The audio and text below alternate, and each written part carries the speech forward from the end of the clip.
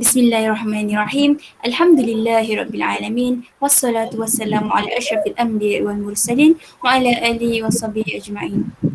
Assalamualaikum warahmatullahi wabarakatuh. Saya ucapkan kepada Ustaz Isamuddin bin Saleh serta rakan-rakan sekalian. Bertemu kita dalam sesi forum pada hari ini yang bertajuk Syariah Islam. Saya Farah Hanisha binti Siddiq merupakan moderator pada hari ini. Baiklah, mari kita memulakan topik pada hari ini dengan sebuah soalan. Apakah yang kita fahami tentang syariah Islam? Sebelum menyelam dengan lebih jauh mengenai topik pada hari ini, elok rasanya sekiranya saya memberikan sedikit pengenalan terlebih dahulu. Rakan-rakan sekalian, manusia mempunyai peraturan hidup ataupun undang-undang. Di dalam Islam, peraturan hidup ini dinamakan sebagai syariah yang meliputi peraturan hidup individu, masyarakat serta negara. Malah peraturan ini mencakupi semua bidang kehidupan manusia sejak zaman Nabi Adam AS diutuskan sebagai khalifah untuk mentadbir dan menjalani kehidupan di muka bumi Allah. Allah telah menurunkan syariah sebagai peraturan dari wahyunya supaya Nabi Adam AS serta zuriatnya dapat menjalani kehidupan dengan aman dan sejahtera. Syariah Islam bermula apabila Nabi Muhammad SAW telah menerima wahyu pertama pada 17 Ramadan 13 tahun sebelum hijrah bersamaan dengan 610 Masihi.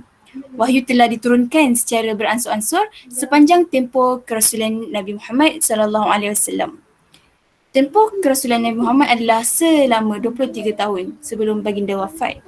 Syariat Islam ni diturunkan untuk semua golongan manusia dan jin seperti firman Allah dalam Al-Quran Surah Zariyat ayat 56. A'udzubillahi minasyaitanirrajim. Wa ma khalaqtul jinna wal insana illa liya'budun. Maksudnya, dan aku tidak menciptakan jin dan manusia melainkan untuk mereka menyembah dan beribadah kepada aku. Allah juga berfirman dalam surah Al-Ma'idah ayat 48 yang berbunyi A'udzu billahi minasyaitonir rajim. Likulli ja'alna minkum syir'atan wa minhaja. Maksudnya, untuk setiap umat antara kamu, kami berikan kamu aturan, yakni syariah ataupun jalan yang terang. Baiklah hadirin, bagi meneruskan lagi forum ini, saya akan memperkenalkan ahli panel pada hari ini. Ahli panel kita yang pertama, Saudari Ainur Syamilah binti Mazlizun. Apa khabar saudari? Alhamdulillah, sihat. Alhamdulillah. Baiklah, seterusnya ahli panel kita yang kedua, Saudari Ayu Nur Farahim binti Burhan. Apa khabar saudari? Alhamdulillah, kau baik.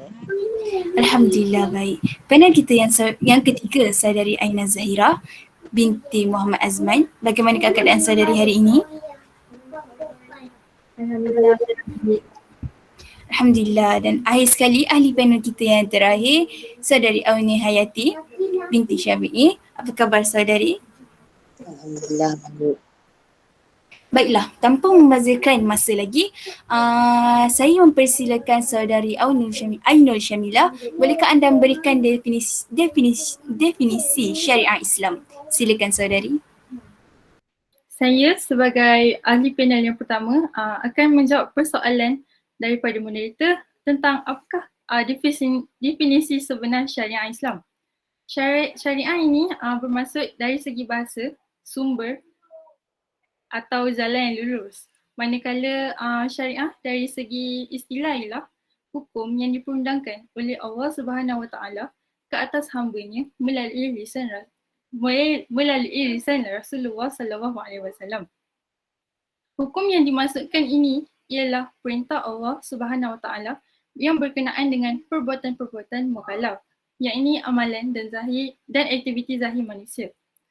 Hukum ini dinamakan syariah adalah kerana ia merupakan satu ajaran yang lurus, sistemnya yang benar dan tidak menyimpang daripada tujuannya yang benar. Syariah ini merupakan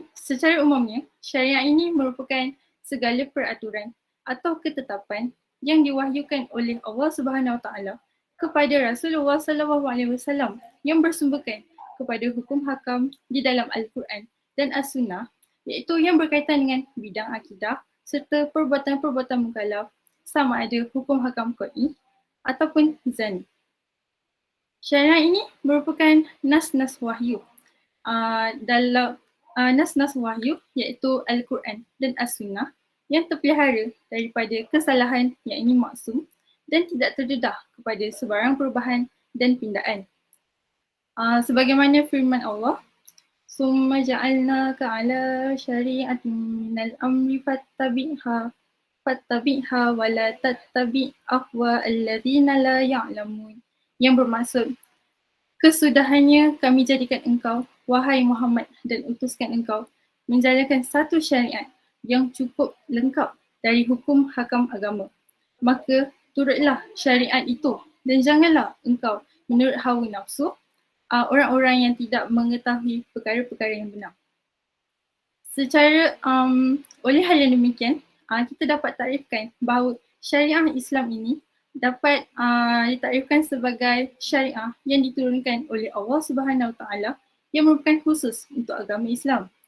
Jelaslah bahawa sebagai umat Islam, kita hendaklah sentiasa mematuhi syariat Islam dengan mematuhi segala perintah Allah dan meninggalkan larangannya supaya hidup kita diberkati Allah. Sekian sahaja daripada saya. Alhamdulillah, kini kita telah lebih memahami maksud definisi syariah dengan lebih terperinci.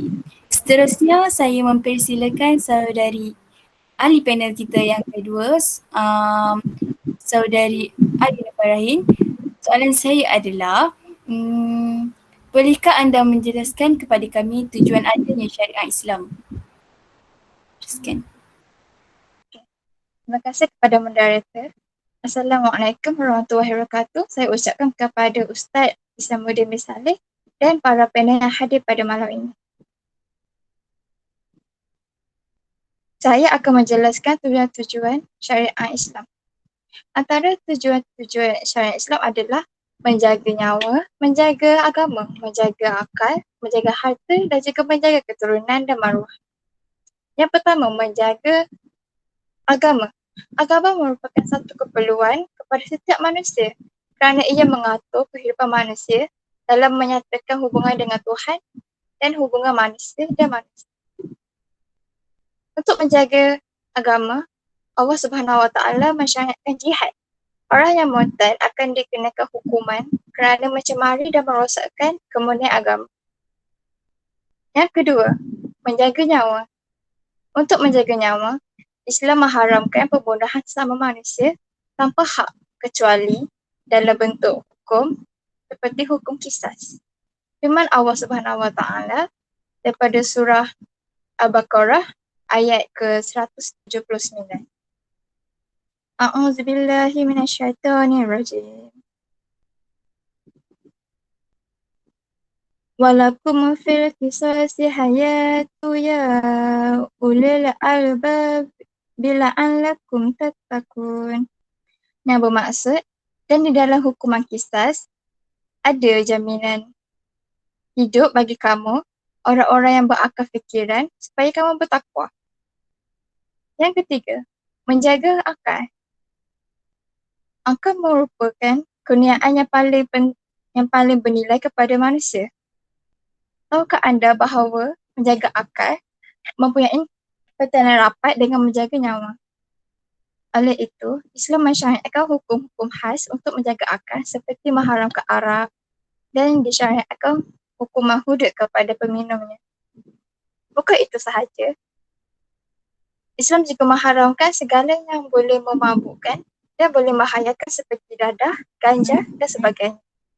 Terdapat juga hadis yang diriwayatkan daripada Anas bin Malik radhiyallahu anhu yang bermaksud, sesungguhnya Nabi Muhammad SAW dan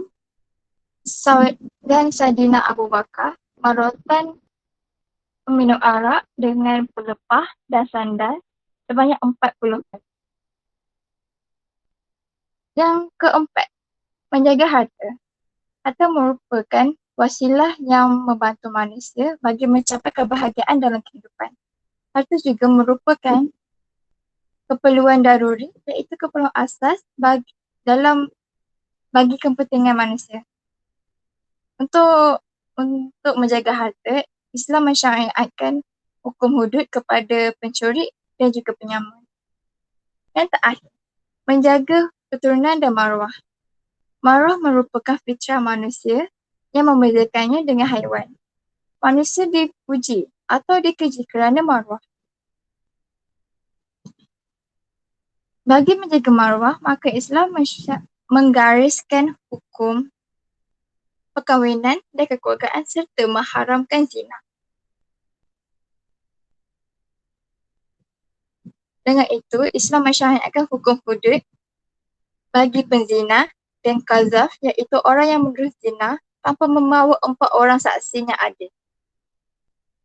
Islam juga mengharamkan menasabkan anak angkat kepada bapa angkat kerana seolah-olah mencuri darah daging orang lain. Dapat firman Allah Subhanahu Wa Taala daripada surah Al-Ahzab ayat ke-5. A'udzubillahi minasyaitonirrajim. Ad'uhum li'abaihim huwa aqsatu 'inda Allah. Yang bermaksud, panggillah anak-anak angkat dengan berbandingkan kepada bapa mereka sendiri. Cara itulah yang lebih adil di sisi Allah Subhanahu Wa Taala. Itu sahaja daripada saya. Boleh kembali kepada moderator. Alhamdulillah, penjelasan yang sangat baik daripada saudari Ainul Farahin. Selanjutnya, saudari Aina, bolehkah anda memberikan contoh-contoh pelaksanaan tujuan syariah Islam? Silakan saudari. Bismillahirrahmanirrahim. Assalamualaikum warahmatullahi wabarakatuh. Terima kasih saudari pengerusi forum, sahabat ahli panel dan sidang hadirin yang dihormati. Persoalan, apakah pelaksanaan syariah Islam di Malaysia? Apabila membicarakan tentang pelaksanaan Islam di Malaysia, saya memfokuskan kepada 3 aspek, iaitu dasar penerapan nilai-nilai Islam di Malaysia, industri program hak halal dan juga tanggungjawab sosial, iaitu program amal jariah dan potongan cukai. Yang pertama sekali, kita lihat pada dasar penerapan nilai-nilai Islam. Kita memahami bahawa Islam adalah cara hidup yang mempengaruhi kehidupan umat Islam, termasuklah budaya kerja. Maka amatlah wajar nilai-nilai Islam diterapkan dalam bidang pekerjaan. Contoh penerapan nilai-nilai Islam dalam kehidupan pekerjaan termasuklah amanah, tanggungjawab, ikhlas dan dedikasi. Akhlak yang mulia banyak sebenarnya dibicarakan dalam Al-Quran. Sekiranya kita pegang Al-Quran sebagai panduan hidup, insya-Allah kehidupan kita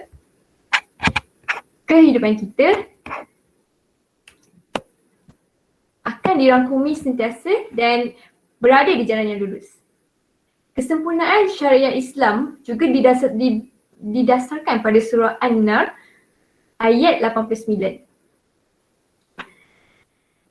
Wa nazzalna 'alaikal kitaba tabayyana likulli syai'in wa hudan wa rahmatan wa busyra lil muslimin.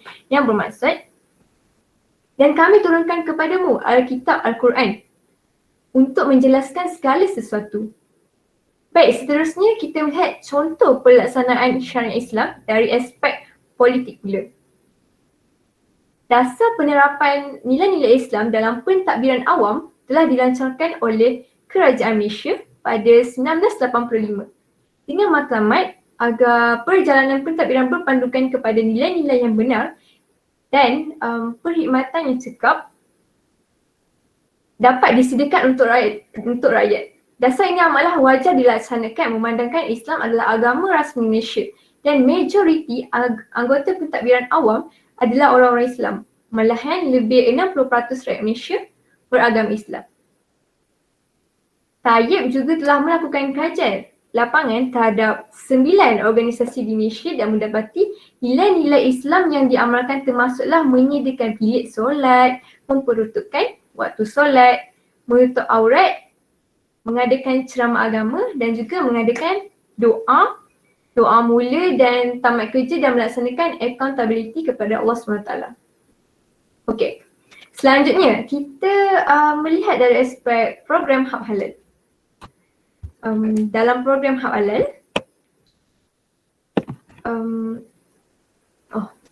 Isu makanan halal kini menjadi agenda penting di seluruh dunia dan ianya mempunyai potensi pasaran yang sangat besar.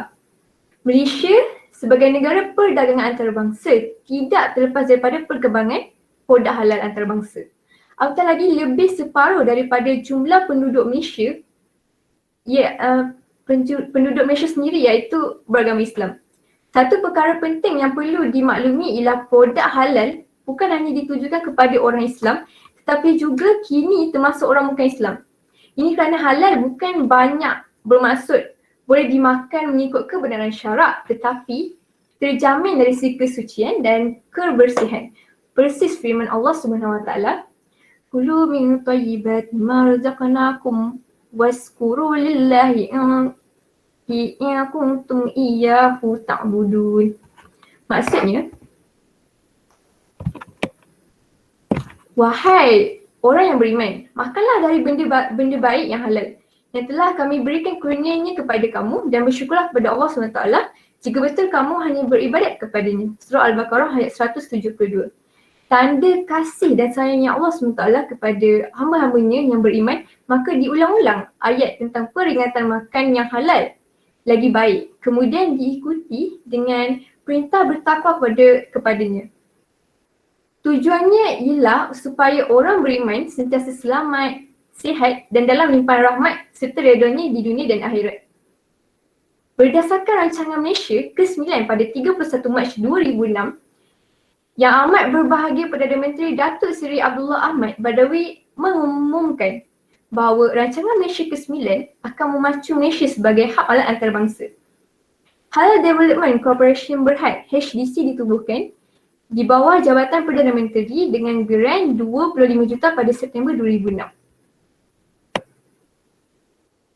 Walaupun pada mulanya pengurusan dan pengeluaran pensijilan halal diletakkan di bawah HDC, namun tanggungjawab tersebut dikembalikan semula kepada Jabatan Kemajuan Islam Malaysia iaitu JAKIM. Ianya bertujuan untuk membolehkan HDC memfokuskan kepada usaha-usaha membangunkan hub halal di peringkat antarabangsa. Ianya juga bertujuan untuk meningkatkan keyakinan orang ramai terhadap sijil halal kerana ianya dikeluarkan oleh JAKIM, iaitu badan yang telah lama terlibat dalam pensijilan halal. Untuk memajukan industri halal negara, beberapa langkah sedang diteliti termasuk dari segi perundangan.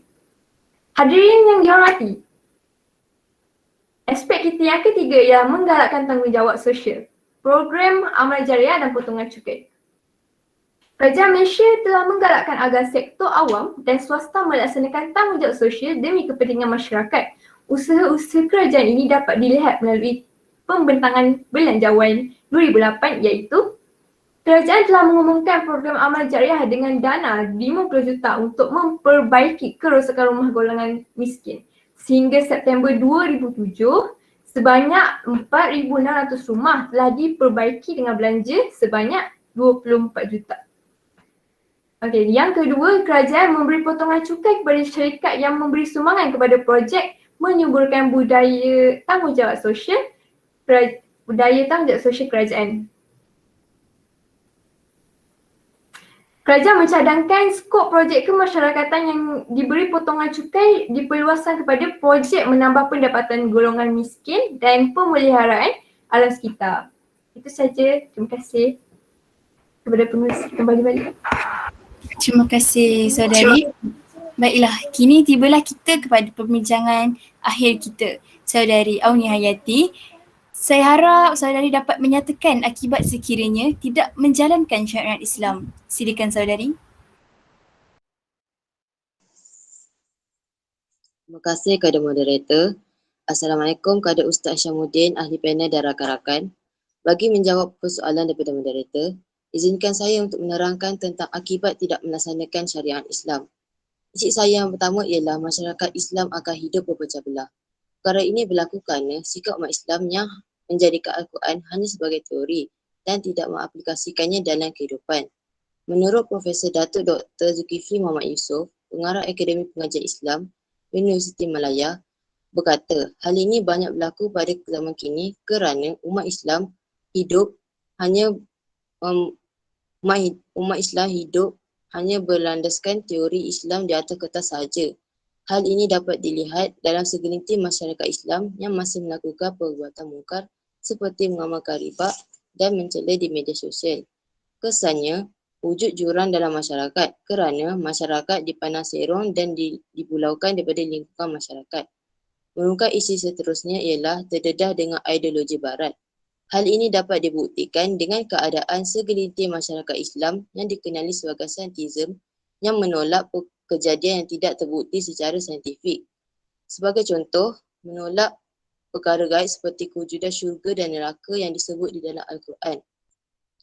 Memetik kata-kata Datuk Dr. Daniel Zainal Abidin, seorang pendakwah bebas, berkata, tanggapan mereka bahawa Al-Quran merupakan sebuah kitab sains adalah salah kerana isi kandungan Al-Quran tidak menerangkan secara terperinci mengenai teori sains.